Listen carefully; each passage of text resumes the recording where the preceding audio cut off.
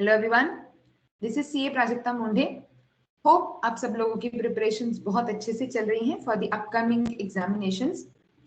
As I am discussing about various different chapters, various different topics which are relevant for the examination purposes, in this lecture, I am going to discuss one more such topic which is very important for the upcoming examination and also has certain amendments in it. So the topic which we are going to discuss in today's lecture is taxation of REITs, that is real estate investment trusts, and how are we supposed to calculate the tax, plus what is the amendment.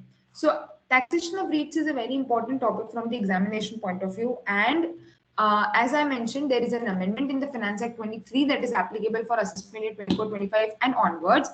Therefore, it again becomes very much important for us to cover this topic with great care. So इसीलिए इस topic पे मैं अलग से एक video release कर रही हूँ so that you can cover the concepts very properly and also we can focus on the amendment part as well.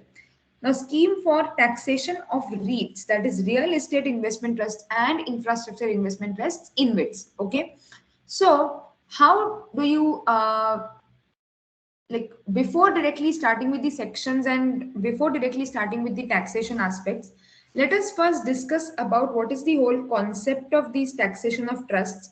Now, these real estate investment trusts, infrastructure investment trusts, etc., these trusts have been given certain exemptions from their incomes.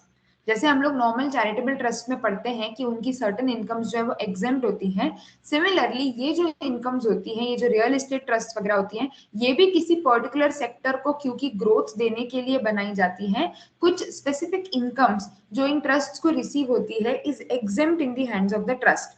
Now, the mechanism of that particular trust, how do these trusts operate? There are certain unit holders who hold their units in these trusts, and these trusts are earning income from certain third point. So there are basically three parts involved.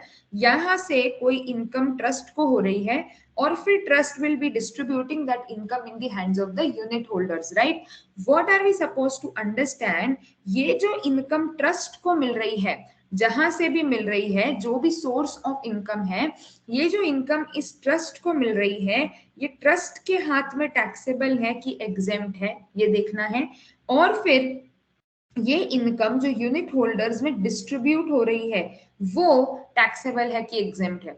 In most of the cases if an income is exempt over here, मतलब जब रीट को वो पैसा मिला तब अगर वो exempt था, तो जब वो पैसा रीट ने अपने यूनिट होल्डर्स में डिस्ट्रीब्यूट किया, at that time it will become taxable. आ रही है बात समझ में? सो बेसिकली आइदर और का केस चलेगा, except for certain incomes which are exempt in both unit holders and the trust, but majorly there are incomes which are exempt. If exempt in the hands of REITs, it will be taxable in the hands of unit holders. दूसरा important point, whenever an income is distributed which is taxable in the hands of the other person, that is in the hands of recipient, the payer has to check whether TDS shall be applicable or not. तो suppose कोई income है जो REIT के हाथ में exempt है, लेकिन जब रीट उसको यूनिट होल्डर्स के हाथ में डिस्ट्रीब्यूट कर रहा है तब वो टैक्सेबल है, तो REIT will also have to check whether tax deduction provisions would be applicable और not. So to sum it up, इस पूरे टॉपिक में हम ये पढ़ने वाले हैं कि कौन सी ऐसी इनकम्स हैं जो कि रीट्स के हाथ में एग्जेम्प्ट है और कौन सी ऐसी इनकम्स हैं जो कि यूनिट होल्डर्स के हाथ में एग्जेम्प्ट है, and accordingly if it is taxable, what would be the TDS provisions and what would be the rates on which that particular income shall be taxed, either in the hands of unit holders or in the hands of REITs, depending on the nature of the income. So to cut it like short में अगर हम बात करें तो the whole concept of REITs is this much only. जितना हम उसको easy करके समझने की कोशिश करेंगे उतना आपको समझना आसान पड़ेगा. So broadly आपकी जो भी incomes है वो तीन कैटेगरी में डिस्ट्रीब्यूट हो जाएंगी. Income which is taxable in the hands of REIT और ये होगा हमारे यूनिट होल्डर्स, यहाँ पर टैक्सेबल, यहाँ एग्जेम्प्ट तो यहाँ टैक्सेबल, और दोनों में एग्जेम्प्ट. ऐसी hardly 1 or 2 nature of incomes है, but this is the whole category in which we can sum it up, right? चलो, सो शुरुआत करते हैं. SEBI has notified the regulations of REITs and InvITs. What is a REIT? That we can just go through. So they have given the definition as per SEBI. You can just go through it once because it's a SEBI provided definition. Now, first thing that we need to discuss is how do you determine that which income is chargeable to tax in the hands of REITs and which income is chargeable to tax in the hands of unit holders. What have they mentioned? 115 UA, जो कि पूरा इस scheme से related sections हैं, provides, subsection 1 provides that any income distributed to the trust, any income distributed by the trust to its unit holders shall be deemed to be of the same nature and same proportion in the hands of the unit holder. So basically जो भी income unit holder को distribute करी जाएगी वो उसी nature की मानी जाएगी जिस नेचर की इनकम वो एक्चुअली है. लेकिन there is certain exception to this case. So this is a point which is now an amendment. पहले ये point नहीं होता था, अब ये चीज अमेंड हुई है. क्या बोला है देखें, 115 UA3A बोलता है any sum other than interest or dividend or rental income from directly owned real estate or any income chargeable to tax in the hands of business trust under section 115 UA subsection 2. Now let me sum up what is this. Basically, broadly speaking, the incomes which are exempt in the hands of the trust are interest dividend received from SPV, rental income from the real estates which are held by the actually held by the trust, real estates actually held by the trust, and income which is chargeable under 115 UA2. तो ये दो इनकम्स exempt होती हैं in the hands of the trust, वो आगे हम पढ़ेंगे डिटेल में, और ये इनकम जो है वो चार्जेबल टू टैक्स होती है. तो उसका ऐसा कहना है कि इन तीनों के अलावा अगर कोई और सम यूनिट होल्डर्स को डिस्ट्रीब्यूट हुआ है तो वो यूनिट होल्डर के हाथ में अदर सोर्सेज में टैक्सेबल होगा. यहाँ पर आपका वो सेम नेचर वाला कॉन्सेप्ट एप्लीकेबल नहीं है. ऊपर हमने क्या बोला, जो भी इनकम डिस्ट्रीब्यूट हुई है वो उसी नेचर की मानी जाएगी जिस नेचर की वो इनकम एक्चुअली है.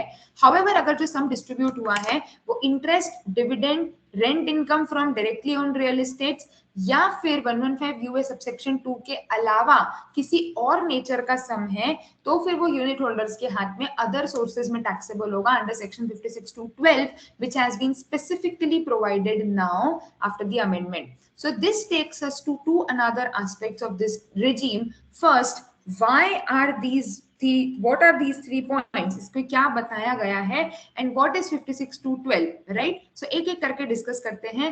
56(2)(12 we have already discussed in other sources, but I will again discuss this because it is very important to correlate it how it is actually functioning. So for that we first need to understand कि trusts के हाथ में कौन सी incomes exempt होती हैं. So first is trusts incomes exempts any income of a business trust by way of interest or dividend receivable from a special purpose vehicle. Special purpose vehicle का भी एक definition specifically given है. अगर ये certain percentage hold करता है then only it will be considered as an SPV. It shall be an Indian company. Apart from that, it will not be considered as an SPV for the purposes of this section, right? So क्या बोला उन्होंने कि अगर SPV से कोई भी interest या dividend आपके ट्रस्ट को मिलता है that will be exempt in the hands of the trust. ठीक है. दूसरी बात आती है exemption of rental income of the REIT. तो मैंने जैसे पहले भी आपको बताया rental income directly owned real estate distributed to the unit holders. Unit holders को डिस्ट्रीब्यूट करा है directly owned by the trust. Rental income it is exempt in the hands of the trust. ठीक है. ये दोनों इनकम्स जो हैं ये डायरेक्टली बिजनेस ट्रस्ट के हाथ में टैक्सेबल नहीं है, सीधे यूनिट होल्डर्स के हाथ में टैक्सेबल है. There is a pass through status which is given. Pass through status मतलब पैसा इधर एज इट इज आएगा, ट्रस्ट को कोई टैक्स नहीं देना है, लेकिन डिस्ट्रीब्यूशन के समय पर टैक्सेबल है in the hands of the unit holder. तो अब उनका ये कहना है कि ये जो तीनों इनकम्स हैं मतलब interest, dividend and your rental income is exempt in the hands of business trust. Rest any other income which is received by the trust shall be taxable as per the section 115 UA2. और UA2 बोलता है कि 111A 112A को ध्यान में रखते हुए subject to the provisions of 111A and 112 that is your capital gain taxation, the total income shall be chargeable at the rate of MMR. तो जो भी ट्रस्ट की इनकम है, let us understand it very much clearly. जो भी trust की income हुई है इन अ पर्टिकुलर ईयर, अगर वो इंटरेस्ट इनकम है फ्रॉम एसपीवी, अगर वो डिविडेंड इनकम है फ्रॉम एसपीवी, या फिर अगर वो तुम्हारा ये है रेंटल इनकम है from directly owned real estate investment trust, this income would become exempt. These three incomes would become exempt. And talking about the third part, the last part, any other income which is received by the trust, इनके अलावा कोई income receive हुई है तो ये जो income रहेगी, this particular income shall be taxable either as per 111A 112 if it is applicable, if it is a capital gain, or at MMR depending on the nature of the income. So this is how the trust's income is bifurcated, है ना. ये कहाँ पर बोला है आपको 1152 में बोला, सॉरी 115 UA 2 में बोला है दैट ये आपकी जो है वो इस पर्टिकुलर रेट से टैक्सेबल होगी इनकम. सो ट्रस्ट के हाथ में क्या क्या होगा वो हमने देखा. डिविडेंड, इंटरेस्ट, रेंट पे एग्जेम्पशन है सर्टेन कंडीशन में, और बाकी की इनकम्स जो है वो एमएमआर पर या 111A 112 पर टैक्सेबल होगी under section 115 UA subsection 2. Now, when we talk about the trust, we have to also talk about the unit holders. तो ये जो इनकम है ये अल्टीमेटली तो यूनिट होल्डर को डिस्ट्रीब्यूट हो रही है. इसमें से जो पैसा डिस्ट्रीब्यूट हो रहा है वो यूनिट होल्डर के हाथ में टैक्सेबल होगा कि नहीं. सो 1023 FD जो है वो हमको बताता है that which incomes are tax exempt in the hands of the unit holders. What are they saying? Any income distributed under 115 UA by the REITs is exempt in the hands of the unit holder to the extent it does not comprise of interest receive from SPV, मतलब जो trust के हाथ में exempt है. तो जो trust के हाथ में एग्जेम्प्ट है वो इन्होंने क्या बोल दिया, इधर टैक्स देना पड़ेगा. तो सेक्शन बोलता है any income received by the unit holder. Trust ने यूनिट होल्डर को जो भी इनकम डिस्ट्रीब्यूट करी वो पूरी एग्जेम्प्ट है except for interest receive from SPV, dividend received from SPV which has exercised an option under 115BAA, or rental income received from real estates directly owned by the trust. तो काफी हद तक तुमको समझ में आया होगा. जो इनकम्स मेजरली जो इनकम्स ट्रस्ट के हाथ में एग्जेम्प्ट है, जब उसका कोई पोर्शन इन्वेस्टर्स के हाथ में, यूनिट होल्डर्स के हाथ में डिस्ट्रीब्यूट हो रहा है तो यूनिट होल्डर्स के हाथ में उसको टैक्सेबल कर दिया गया है. ठीक है. Now let us talk about this 115BAA point because it is a very important point which is a distinction. यहाँ पर वो वाला केस आपका आता है कि कौन सी ऐसी इनकम है जो दोनों के हाथ में एग्जेम्प्ट हो रही है. ठीक है. So what have they said, क्या बोला है देखो, dividend income from a special purpose vehicle which has exercised option under section 115BAA and distributed to unit holders. तो सपोज करते हैं एक एसपीवी है, ये एसपीवी ने 115BAA ऑप्ट किया है. ठीक है, 115BAA ऑप्ट किया है. ना इस एसपीवी ने डिविडेंड इनकम डिस्ट्रीब्यूट किया आपके रीट को, और रीट ने डिविडेंड इनकम डिस्ट्रीब्यूट किया है यूनिट होल्डर को. ये क्या इनकम जो एसपीवी से रीट को आई ये तो एग्जेम्प्ट है, irrespective of the fact that SPV 115BAA में covered है चाहे नहीं है. Any income which is received from an SPV as a dividend to the REIT is exempt in the hands of REIT. हमको क्या समझना है कि ये जो डिविडेंड इनकम है ये REIT ने अगर यूनिट होल्डर को डिस्ट्रीब्यूट करी तो कब टैक्सेबल है और कब एग्जेम्प्ट है. तो उन्होंने क्या बोला, टैक्सेबल कब होगा, if the special purpose vehicle has exercised option under 115BAA. तो अगर स्पेशल पर्पस व्हीकल ने 115BAA ऑप्ट किया है तो फिर यूनिट होल्डर के हाथ में ये टैक्सेबल है, except for that. Otherwise then if it is not opting for 115BAA, ये इनकम शेयर होल्डर के हाथ में भी, मतलब इन्वेस्टर यूनिट होल्डर के हाथ में भी क्या हो जाएगी, एग्जेम्प्ट. आ रही है बात समझ में. तो अगर एसपीवी से कोई भी पैसा रिसीव हो रहा है, if the SPV has exercised option under special regime 115BAA, it will become taxable in the hands of the unit holders, otherwise it is exempt in both unit holders and taxable. So broadly अगर simply बताऊं तो दो categories में चीजों को divide कर दिया हमने, एक जो इधर एग्जेम्प्ट है इधर टैक्सेबल, इधर टैक्सेबल इधर एग्जेम्प्ट. हाउएवर सिर्फ ये डिविडेंड वाले चीज में हमको ध्यान रखना है कि BAA अगर ऑप्ट नहीं किया है तो दोनों तरफ क्या हो जाएगा, एग्जेम्प्ट हो जाएगी income in the hands of unit holders and in the hands of trust as well. Now let us talk about 56 to 12 कि फिर जब ये सारी इनकम कवर हो गई ऊपर कि ये इधर टैक्सेबल है, ये इधर एग्जेम्प्ट है, तो फिर 56,212 का क्या काम रहा? 56,212 is basically the nature of amount which is generated at the time of redemption of the units. कहीं ना कहीं ये किस तरफ इशारा कर रहा है? अगर हम सेक्शन की लैंग्वेज पढ़ेंगे, मैं बताऊंगी अभी आपको, और अगर हम उसका कंप्यूटेशन समझेंगे, तो this is basically pointing out to the reason that wherever the trust is redeeming the units, वो जो इनकम यूनिट होल्डर को मिल रही है वो यूनिट होल्डर के हाथ में अदर सोर्सेज में टैक्सेबल होगा। क्लियरली उन्होंने नेचर और हेड ऑफ इनकम बता दिया है। क्या बोला है देखो, any sum received by unit holder from a trust with respect to unit held by him which is chargeable under the head other sources, if aggregate sum received by the unit holder, जो भी distribute किया है, that particular amount received in the previous year which is not in the nature of interest, dividend referred to in 1023 FC और rental income refer to in 1023 FCA, जो पैसा trust के हाथ में एग्जेम्प्ट था, है ना, हमने अभी ऊपर बात करी, या फिर एंड, या फिर नहीं, और basically and not chargeable to tax in the hands of the trust, मतलब वो इनकम जो है वो ट्रस्ट के हाथ में जो स्पेसिफिकली एग्जेम्प्ट इनकम्स बता दी है उनमें नहीं आ रही, मतलब इंटरेस्ट डिविडेंड में नहीं आ रही, और 115 यूए सबसेक्शन 2 जो हमने बात करी उसके हिसाब से वो ट्रस्ट के हाथ में टैक्सेबल भी नहीं है, देन इन दैट केस वो पैसा जो है वो आपके यूनिट होल्डर के हाथ में अदर सोर्सेज की इनकम कैलकुलेट करने के लिए यूज होगा।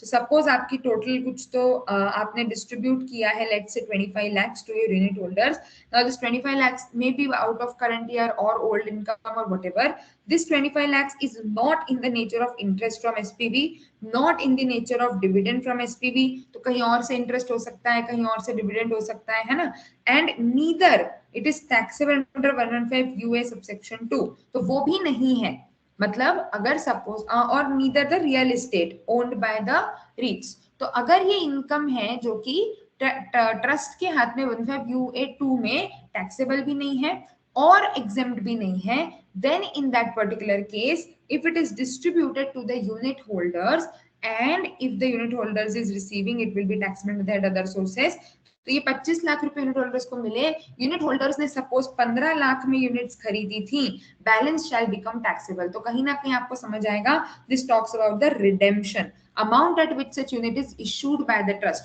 तो कितना पैसा ट्रस्ट ने डिस्ट्रीब्यूट किया अदर देन ये इनकम वाला केस, और कितना पैसा यूनिट होल्डर ने एक्चुअली लगाया था, उसका जो डिफरेंस है that will be considered as income chargeable to tax under the head other sources. Getting the point? तो सिंपल रखते हैं एकदम। सबसे पहले रियल एस्टेट वाला डिविडेंड इंटरेस्ट ट्रस्ट के हाथ में एग्जेम्प्ट है, ट्रस्ट के हाथ में एग्जेम्प्ट है तो यूनिट होल्डर के हाथ में टैक्सेबल है, एक्सेप्ट वो 115 BAA वाला केस ध्यान रखना है। अपार्ट फ्रॉम दिस कोई भी इनकम जो ट्रस्ट को मिलती है जो स्पेसिफिकली एग्जाम नहीं है वो यूए 2 के अकॉर्डिंग टैक्सेबल होगी। If an income is covered either in 1023 FC, FCA और UA 2, then it will be treated along with that. If it is taxed under the hands of the trust, there will be no tax in the hands of the unit holders. And apart from these cases, any income distributed in the respect of the units, that is basically kind of redemption of the units, will be taxable in the hands of the unit holders. Very clearly mentioned. Okay, so clearly उन्होंने बता भी दिया कि किस तरीके से taxability आएगी। चलिए, नाउ दीज इनकम्स जो कि ट्रस्ट के हाथ में एग्जेम्प्ट है वो यूनिट होल्डर के हाथ में क्या हो जाएगी? टैक्सेबल हो जाएगी, है ना। Now you have a person who is responsible to make the payment has to furnish a statement, and that statement has to contain all the details and particulars. These are the procedural aspects which we need to consider. Now they have given a revision table as well to clearly understand the scheme of taxability. So ये हम discuss कर लेते हैं that what will be the scheme of taxability in the hands of the business trust, unit holders, sponsors, etc. So first of all, transfer of listed units of the trust by unit holder. Trust वहीं का वहीं है, unit holder ने अपनी unit किसी दूसरे को बेच दी, it is a normal capital gain transaction, depending on listed है अनलिस्टेड है, तो यहाँ क्लियरली लिस्टेड बोला है, तो शॉर्ट टर्म है या फिर आपका लॉन्ग टर्म है, 1112, 1112A, 1111A, whatever is applicable, normal capital gain. मैं यूनिट होल्डर हूँ, मैंने मेरी यूनिट बेच दी किसी और को, मेरे हाथ में नॉर्मल कैपिटल गेन के प्रोविजंस अप्लाई होंगे, ट्रस्ट को कोई फर्क नहीं पड़ता बिकॉज ट्रस्ट के हाथ में स्पेसिफिकली कोई टैक्स इम्प्लीकेशन नहीं होगा। Exchange of shares in SPV by sponsor, exchange kind of conversion, जैसे हम लोग पढ़ते हैं debenture to converted to shares, equity converted to preference, kind of that thing. So we have already discussed in capital gain, ये इनका transfer नहीं माना जाता है, और क्योंकि ये अभी ट्रांसफर नहीं माना जाएगा, जब एक्चुअली यूनिट्स डिस्पोज ऑफ होंगी तब इसके ऊपर जो है वो टैक्स लगाया जाएगा, अभी इसके ऊपर कोई भी टैक्स नहीं लगेगा। सो जब एक्सचेंज हो रहा है तब इट इज नॉट टैक्सेबल। जो यूनिट्स मिली है एक्सचेंज में वो जब फाइनली बेची जाएंगी तब टैक्सेबल होंगी।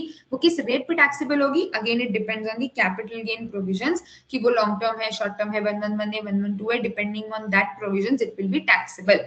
Again because the transaction is not treated as transfer, जब फाइनल ट्रांसफर होगा तो पूरा पीरियड ऑफ होल्डिंग ऐड करना पड़ेगा, और cost of previous owner will be deemed to be the cost of acquisition, है ना, जो हमने हमारे इसमें भी पढ़े हुए हैं, कैपिटल गेन में स्पेशल केसेस भी पढ़े हुए हैं।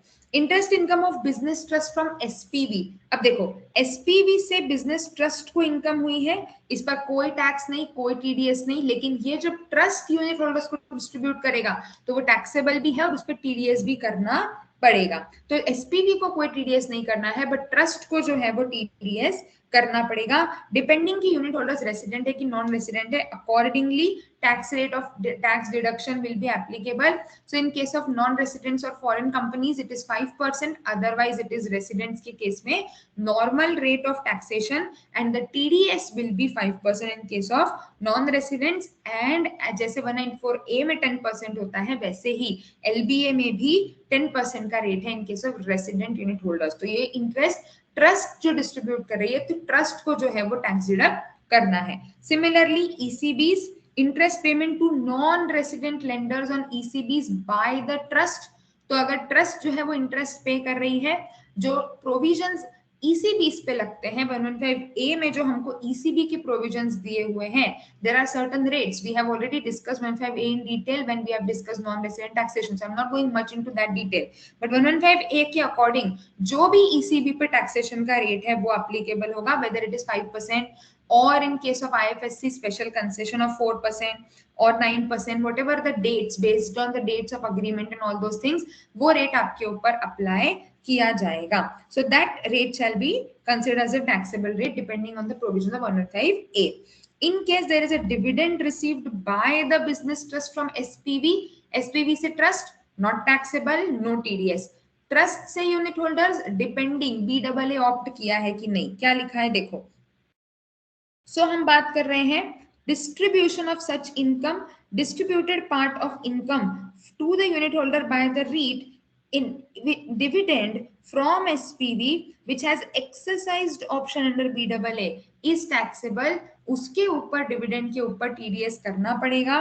टैक्स रेट क्या रहेगा, 115A के according 10% in the hands of non residents normal tax rate, लेकिन अगर एसपीवी ने 115BAA ऑप्ट नहीं किया है, this dividend income would be exempt. तो जैसे मैंने पहले बताया एग्जेम्प्ट हो जाएगा, है ना, दोनों को एग्जेम्प्ट हो जाएगा। Tax will be deducted under section 194 LBA. This is a special section for distribution of trusts to unit holders, 10% in case of both resident and non-resident users. Again, however, if the SPV has not exercised option, TDS भी नहीं होगा क्योंकि वो income जो है वो सामने वाले के हाथ में exempt है।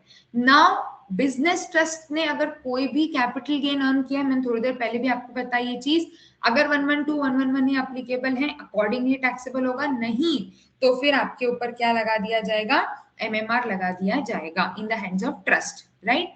Rental income arising to REITs from real estate property directly owned by it, again exempt in the hands of trust, so no TDS। लेकिन जब ट्रस्ट इसको डिस्ट्रीब्यूट करेगा अपने यूनिट होल्डर्स के हाथ में, LBA के according 10% in case of residents and non residents में जो भी रेट्स इन फोर्स है उसके अकॉर्डिंग TDS करना पड़ेगा। एनी अदर सम, ऊपर जो हमने बात करी उसको सबको छोड़ करके कोई भी दूसरा सम है अगर, सो दैट इज बेसिकली जब आप रिडेम्पशन कर रहे हो, आपका रीपेमेंट हो रहा है, then it will be taxable at the head other sources under section 56 to 12. So this is how you will be taxable, calculating the taxability. Any other income of business trust I already told you जो exempt नहीं है, any other income अगर वो 111 या 112A में आ रहा है as per 15UA2 then it will be tax as per those rates, otherwise it will be tax as per MMR। क्योंकि इस पर ट्रस्ट टैक्स दे चुका है, ये डिस्ट्रीब्यूशन के समय पर एग्जेम्प्ट रहेगा और इस पर कोई भी TDS नहीं होगा। सो ब्रॉडली स्पीकिंग अगर आप थोड़ा ध्यान से देखोगे बहुत सिंपल है, बट क्योंकि वो बहुत सारे केसेस है तो कभी कभी वो थोड़ा कंफ्यूजिंग होता है, इसीलिए मैंने अलग से एक सेपरेट वीडियो इसके ऊपर आप लोगों को दिया है। And I have tried to cover the concepts very precisely and in simple terms कि कहाँ एग्जेम्प्ट होगा, कहाँ टैक्सेबल है, और लॉजिकली कि इधर एग्जेम्प्ट है इसलिए TDS नहीं होगा, इधर टैक्सेबल है इसलिए TDS करना पड़ेगा, उस तरीके से हमने समझा है। जो इनकम रिडेम्पशन के लिए आ रही है वो 56(2)(12) में जाएगी, ये अलग से एडिशन है फाइनेंस एक्ट 23 का। So accordingly we have covered the whole concept. Go through the provision once on your own as well, जो क्वेश्चंस हैं वो सॉल्व करके देखें, and in case of any issues feel free to discuss.